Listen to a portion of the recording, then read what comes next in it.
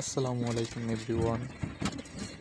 আজকের ভিডিওতে আমি ডেসক্রাইব করব আমার সম্পূর্ণ ভ্রমণ, বিদেশ যাওয়ার। আসলে ছোটোবেলা থেকে একটা স্বপ্ন ছিল যে লন্ডনে যাব। আমি যখন ছোটো ছিলাম তখন থেকেই আমার একটা স্বপ্ন ইউকে যাওয়ার। সো আসলে বিদায় বেলাটা আসলে অনেকের কাছে অনেক সুখের, আবার অনেকের কাছে অনেক দুঃখের। আসলে দেশ থেকে প্রবাসে গিয়ে সবাই কি ভালো থাকতে পারে? দেশ থেকে দেশের মাকে, দেশের মা বাবা, ভাই বোন, স্ত্রী সন্তান, আত্মীয় স্বজন সবাইকে ছেড়ে যখন প্রবাসে একা একটা মানুষ থেকে যায় বা সেখানে কাজ করে, তখন তার মনটা কিন্তু পড়ে থাকে দেশের মাটিতেই। মনে পড়ে তার মা বাবার কথা, ভাই বোনের কথা, স্ত্রী সন্তানের কথা। তখন আর কাজ করতেও ইচ্ছে হয় না, ইচ্ছে হয় সব কিছু ছেড়ে পুনরায় দেশে চলে আসতে। কিন্তু না, সময় এবং পরিস্থিতি তা করতে দেয় না। কেননা সে যদি বিদেশ থেকে দেশে এসে পড়ে, তখন তার আপন মানুষগুলো অর্থকষ্টে ভুগবে। 3 বেলা খাবার 1 বেলা খেতে হবে, কোনো বেলা আবার না খেয়েই থাকতে হবে। এটা তার চোখের সামনে ঘটলে সে সহ্য করতে পারবে না। তাই শত যন্ত্রণার পরও দেশের মানুষটি প্রবাসে থাকে, তার কষ্ট হলেও যাতে তার প্রিয় মানুষগুলো একটু ভালো থাকে, একটু স্বস্তিতে থাকে, একটু সুন্দর থাকে, সেজন্য পরবর্তীতে দেশে ফিরে সে মানুষগুলোর হাসি মুখ দেখতে পারে। আহা, তার কাছে তখনই পরম শান্তি বলে মনে হয়। মনে হয় এই মুহূর্তটার জন্যই তো দেশের বাহিরে থাকা, খানিকটা কষ্ট করা। আমার বিদেশ জার্নিটা আসলে আমি আগেই মেনশন করে যে ছোটোবেলা থেকেই লন্ডনের একটা স্বপ্ন মাথার মধ্যে বিরাজ করতো। এখানে আসার জন্য আমাকে অনেক পরিশ্রম করতে হয়েছে, অনেক পরিশ্রম। ভাবছিলাম এসএসসি পরীক্ষার পরে স্টুডেন্ট ভিসায় ইউকেতে চলে আসব, কিন্তু সেখানে কোনো না কোনো কারণে আসা হয়নি। তারপর ভাগ্যক্রমে অনার্স শেষ হওয়ার পরে বিদেশ যাত্রা শুরু করলাম।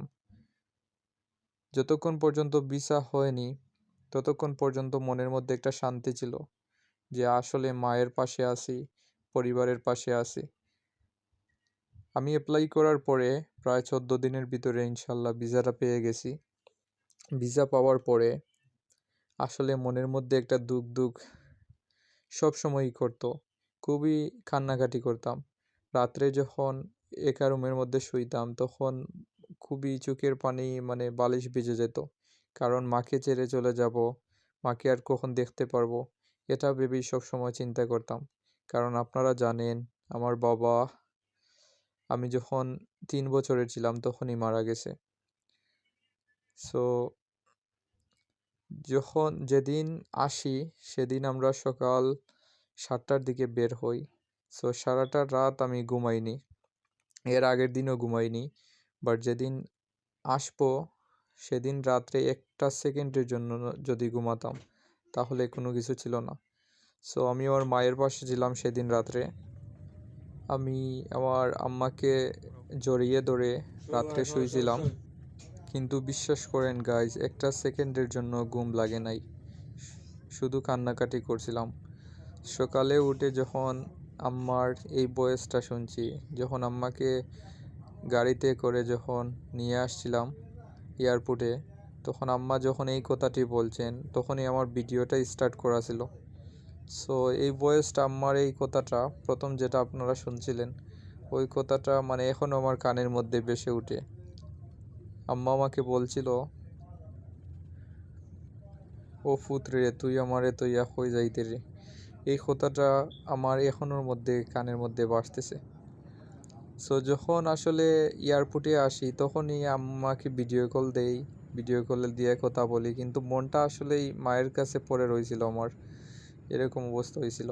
যখন বিমানে উঠি, এই দেখেন আপনারা, বিমানে ওঠার পরে যখন বিমানটা আকাশের দিকে উঠতেছে, তখন আসলে অনেক কান্নাকাটি করছি বিমানের মধ্যেও। সেটা ভিডিওতে হয়তো ধারণ করছি, বাট ওটা আমি আপলোড করি নাই। সো এই দেখেন আমাদের প্রায় 1টা-1:30টার দিকে আমাদের বিমানটা ছেড়ে দিছিল। দেওয়ার পরে দেখেন প্রায় মেবি 20 মিনিট 20 থেকে আধা ঘন্টার মতো বিমান জাস্ট উঠতেছিল, আমরা দেখতেছিলাম যে নিচের দৃশ্যটা। তারপরে হঠাৎ করে আন্ধার হয়ে গেছে, বুঝতেই পারি নাই। সো আন্ধার হওয়ার পরে আসলে প্রায় 14 ঘন্টার জার্নি, 14 ঘন্টার জার্নিতে আমি একটা সেকেন্ডের জন্য ঘুমাই নাই। বিলিভ মি, সেদিন সারা রাত ঘুমাই নাই, আবার সারা দিনও ঘুমাই নাই, 14 ঘন্টা ঘুমাই নাই। তারপরে এখানে যখন রাত মেবি 9টা, তখন মানে বাসায় এসে তারপরে ঘুমিয়েছিলাম। এই দেখেন আস্তে আস্তে আন্ধার হয়ে যাবে। সো গাইজ, সবাই আমার জন্য দোয়া করবেন, আমি যাতে সুস্থতে জীবনযাপন করতে পারি এখানে, আর চিন্তামুক্ত থাকতে পারি।